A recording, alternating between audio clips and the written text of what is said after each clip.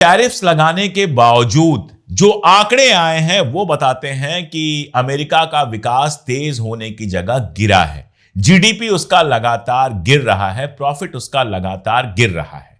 और देखिए, जब से वो रिपोर्ट आई है तब से ईरान पर हमले की बात और तेज हो गई है। तो बहुत संभव है कि इस समय जो उसकी बेइज्जती हुई है टैरिफ के चलते, आपने देखा जजों को उसने जी भर के गरियाया है, वामपंथी कहा है, विदेशों के हाथ में खेलने वाला कहा है, और जो जो मुंह में आया है कहा है ट्रंप है, वो किसी को कुछ भी कह सकता है।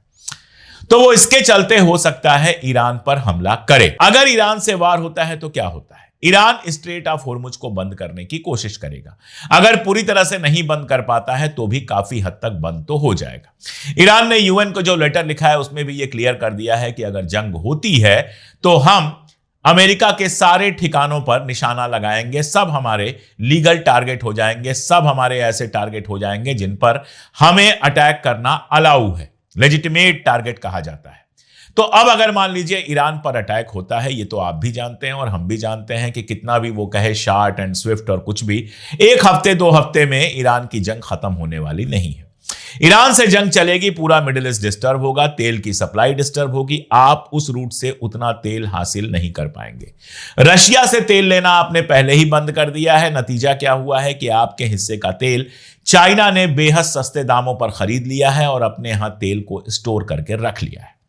उधर से तेल आएगा नहीं, या तो आप चाइना से तेल खरीदेंगे और या तो आप बेहद महंगा तेल दूसरे सोर्सेस से खरीदेंगे। वैसे भी इंटरनेशनल मार्केट में तेल की प्राइसेस जब बहुत महंगी हो जाएंगी और स्ट्रेट ऑफ होर्मुज अगर एक हफ्ते भी बंद रहता है तो तेल की प्राइसेस कई गुनी हो जाएंगी, और तेल की प्राइसेस अगर बढ़ेंगी, मार्केट में ज्यादा होंगी, तो चाइना आपको सस्ता तेल क्यों देगा?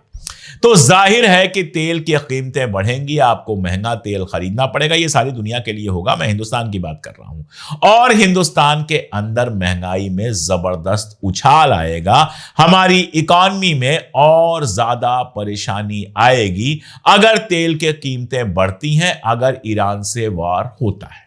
आपने इससे बचने का कोई रास्ता निकाला है? कम से कम अभी तक तो दिखाई नहीं देता है कि इससे बचने का कोई रास्ता निकाला गया है। अभी तक जो हालात हैं उसमें आगे कुआं दिखता है ट्रेड डील का और पीछे खाई दिखाई देती है ईरान वार की।